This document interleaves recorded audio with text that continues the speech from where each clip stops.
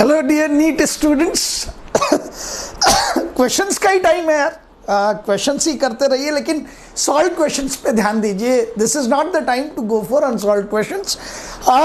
कोई भी नई चीज, कोई भी नया ट्रायल नहीं करना है। जो भी क्वेश्चन सामने आता है वो सॉल्व होना चाहिए आपके पास में। तो मैं आपको जितने भी क्वेश्चन नए अच्छे कंसेप्चुअल जो भी प्रोवाइड कर रहा हूँ वो विद सॉल्यूशन कर रहा हूँ, और आप चलते रहिए, ठीक है ना। काम करते रहिए, मजा आता रहेगा आप सब लोगों को, ठीक है। एक क्वेश्चन है, काफी इंपॉर्टेंट है। ये आपके पास में डिस्प्लेसमेंट है, ये आपका पोटेंशियल एनर्जी है, और एक हार्मोनिक ऑसिलेटर है। This is harmonic oscillator doing the simple harmonic motion. Simple harmonic motion कर रहा है, और उसके लिए पोटेंशियल एनर्जी वर्सेस डिस्प्लेसमेंट का ग्राफ दिया हुआ है, डिटेल दी हुई है। आप सब बच्चे अब शार्प हो चुके हैं। आपको मैंने 50 बार कहा है कि सबसे पहले देखिए कि यूनिट क्या है। So displacement is given to you in mm। अधिकतर क्या होता है कि जो बायो वाले बच्चे हैं ये यूनिट कन्वर्जन से घबराते हैं, पर ये एनटी अभ्यास ऐप का क्वेश्चन है, और आपके किसके लिए है? नीट के लिए ही है, और बेहतरीन क्वेश्चन है। मैंने आपको कई बार कहा है कि जब हम 500 से ऊपर जाना चाहते हैं तो जो जनरल कैटेगरी के बच्चे उनको चाहिए करीब करीब 560 प्लस, तो भैया वो 60 क्वेश्चंस के लिए यहाँ आना पड़ेगा, मशक्कत करनी पड़ेगी, लड़ना पड़ेगा कुल मिला के। तो मैंने आपको कहा कि ये mm में है और ये जूल में है। इसको यहाँ कन्वर्ट करने की कोशिश मत कीजिए, पर दिमाग में रखिए कि मेरा डिस्प्लेसमेंट इस समय मीटर में नहीं है और मुझे उसे मीटर में कन्वर्ट करना है। एक का सेंटीमीटर में 10 मिलीमीटर होते हैं, और फिर 1 मीटर में 100 सेंटीमीटर होते हैं। तो यहाँ फिगर 10⁻³ वाली आती है, आपको ध्यान रखना है उसको बेटा, ठीक है। अब पहले ये समझिए कि यहाँ एनर्जी 0.01 जूल है, यहाँ एनर्जी 0.04 जूल है।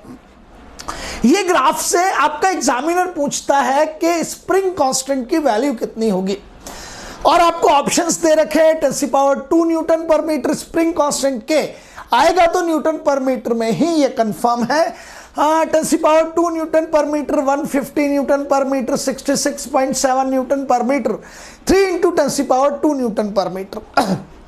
देखिए सब लोगों को मैंने कई बार कह रखा है, इवन जेई मेंस में भी वो आपके कैलकुलेशन स्किल्स को ट्राई नहीं करता कभी भी। अरे यार उसके लिए वो मैथ्स का पेपर लेता है, आपकी बायोलॉजिकल स्किल्स ट्राई करनी है तो बायोलॉजी का पेपर लेता है, ये तो फिजिक्स का पेपर है ना। तो यहाँ आपका फिजिक्स का स्टफ कैसा है उसी की टेस्टिंग है। तो आप ये मत सोचिए कि उटपटांग कैलकुलेशन होंगी, नहीं होती हैं वो, तो आप फॉर्मूले गलत लगाते हैं तब बनती हैं। चलिए के निकालने की कोशिश करते हैं, पर पहले सॉल्यूशन में कंसेप्ट समझ लीजिए। देखिए x = 0 पे पहली चीज तो अधिकतर बच्चे को ये आइडिया नहीं होता कि पोटेंशियल एनर्जी का जो फॉर्मूला है generalized, it will be U = U0 + ½ kx² है ये।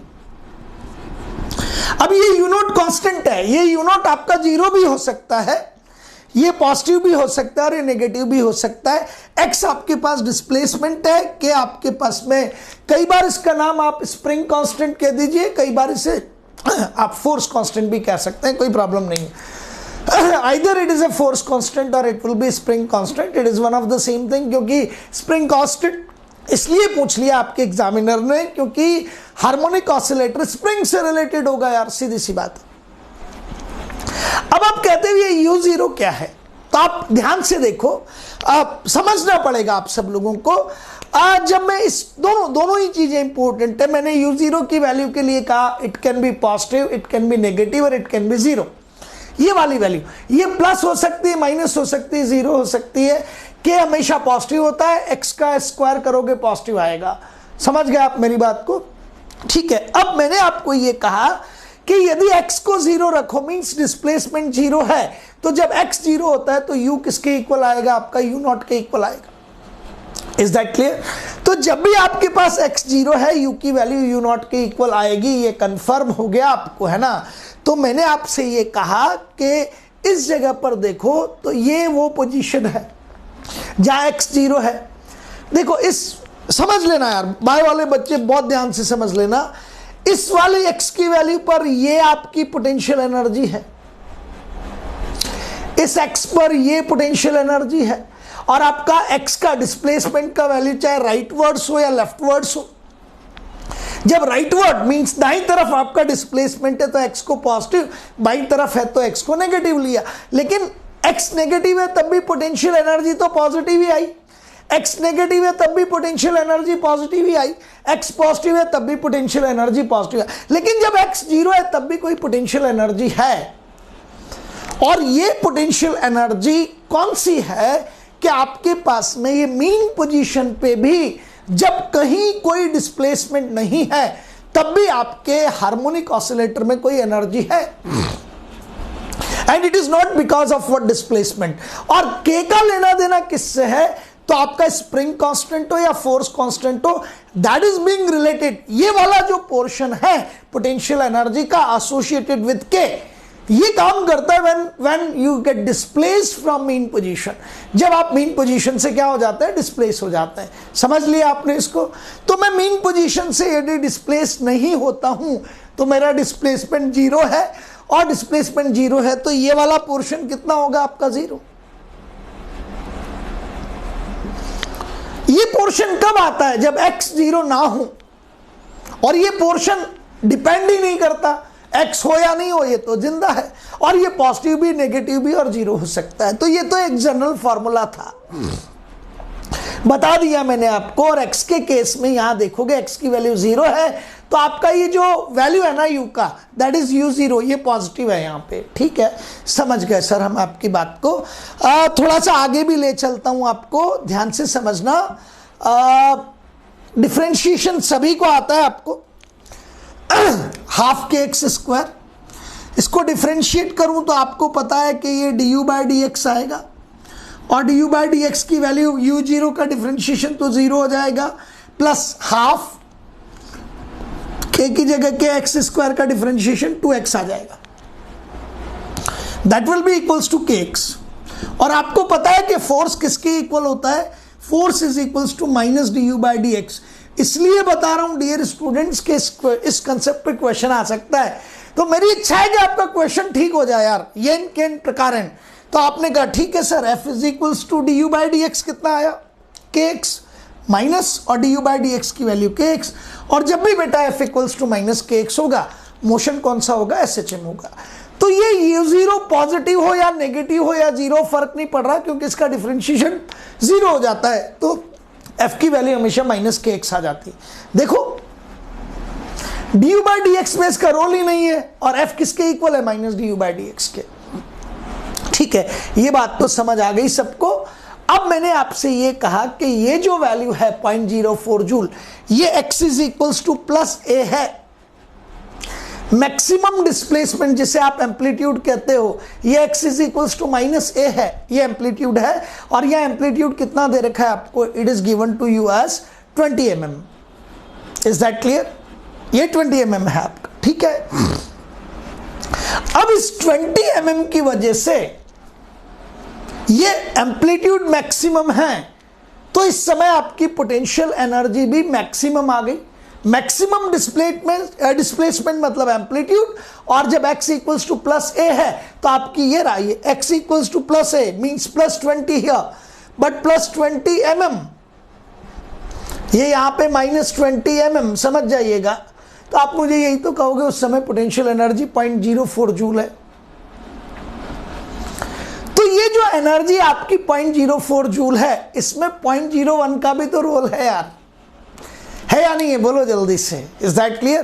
तो आप मुझे ये कहोगे कि सर ये सारी एनर्जी 0.04 किसकी वजह से, डिस्प्लेसमेंट की वजह से नहीं है, इसमें से 0.01 तो डिस्प्लेसमेंट पे डिपेंड ही नहीं करता था। बस यही कंसेप्ट है। तो आप समझ गए सबके सब। पोटेंशियल एनर्जी का फॉर्मूला मैंने यहां लिखा, u minus u zero is equals to half k x square, और इस समय आपकी पोटेंशियल एनर्जी मैक्सिमम है ये। तो ये वाली पोटेंशियल एनर्जी यहां से यहां तक, ये तो था u जीरो, और इस समय x की वैल्यू मैक्सिमम है। तो आप मुझे कह सकते हैं कि u माइनस यू जीरो का मैक्सिमम वैल्यू, ध्यान से समझिएगा डियर स्टूडेंट्स, काफी इंपॉर्टेंट चीज है। इधर लिख देते हैं आपके लिए, मुझे चाहिए u माइनस यू नॉट का कौन सा वैल्यू, मैक्सिमम वैल्यू।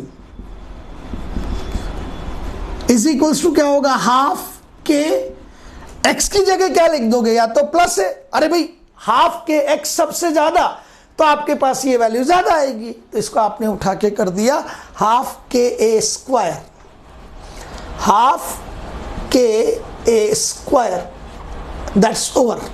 अब ये u minus u zero maximum कब होगा, जब u मैक्सिमम है, तो आपके पास फॉर्मूला बन गया u maximum minus u not is equals to half k a square.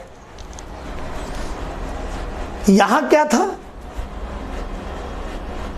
ये वैल्यू थी ये वाली u मैक्सिमम, और ये वैल्यू थी यहां पर u नॉट, और यहां से यहां तक की जो वैल्यू है ये आपकी है u maximum minus u not, और ये हमेशा किसके इक्वल होती है, हाफ के स्क्वायर के।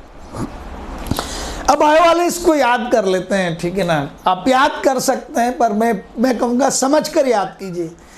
अब तो क्या करना है, वैल्यू रख दूं यार, तो u मैक्सिमम 0.04 माइनस 0.01, तो 0.04 minus 0.01 is equals to half k का वैल्यू पता करना है, और ये क्या है आपका 20 mm, तो इसको लिखा 20 mm को सेंटीमीटर के डिवाइड करने के लिए 10 से, और फिर मीटर में डिवाइड करने के लिए 100 से, कुल मिला के मीटर में डायरेक्टली डिवाइड करने के लिए 10⁻³ से डिवाइड करना पड़ता है और स्क्वायर कर 20 mm, इसको यहीं लिख सकते हैं कई बार, मतलब बहुत थोड़ा सा मेहनत तो करनी पड़ेगी, इट इज 20 × 10⁻³ मीटर।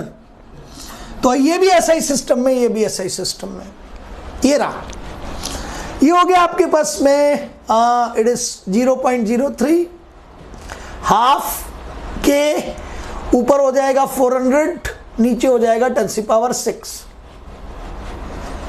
आसान सी कैलकुलेशन है, पर मैं कर देता हूं, ये 2, ये हो जाएगा आपका 10⁻⁴, ठीक है, और ये हो जाएगा 3/100 इज इक्वल्स टू, ये हो जाएगा 2k, और ये है 10⁻⁴, कैंसिल कर दीजिए, ये हो गया 10⁻², ये रहा,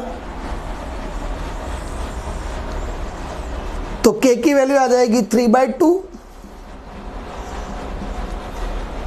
3/2, इधर जाओगे तो क्या हो जाएगा, ये 3/2, ये रहा, इंटू 10⁻², 1.5 इंटू 10⁻², अब चाहे तो 150 कर सकते हैं इसको, 150 न्यूटन, सब कुछ ऐसा ही में, joule metre, it is 150 newton per metre, that's the value of k, and your answer is 150 newton. ये गलती मत करना, 0.04 इज इक्वल्स टू, मैंने पूरा डिटेल में समझाया है कि आपका ये जो ka स्क्वायर है, जो डिस्प्लेसमेंट है, ये एनर्जी उसकी वजह से नहीं है, ये एनर्जी उसकी वजह से नहीं है, ये जो डिफरेंस है वो है उसकी वजह से, क्योंकि यूनिट जो है ना, वो तो आप डिस्प्लेस हो या नहीं हो, जिंदा है। सो जो यू नॉट का वैल्यू है यहाँ पे, जो मैंने आपके सामने फॉर्मूला लिखा था और काफी इंपॉर्टेंट था, that u will be equals to u not plus half k x square. Direct काम करना है तो आप इसको चेंज करके सीधा कर लिया कीजिए, u मैक्सिमम, ये मैंने सिखाया, minus u not is equals to half k a square, लेकिन ये सिर्फ नीट वाले बच्चों के लिए है, that u max minus u not is equals to half k square. Solve कर लीजिए and you will get your answer. तो आगे बढ़ते रहिए और पढ़ते रहिए, बस मजे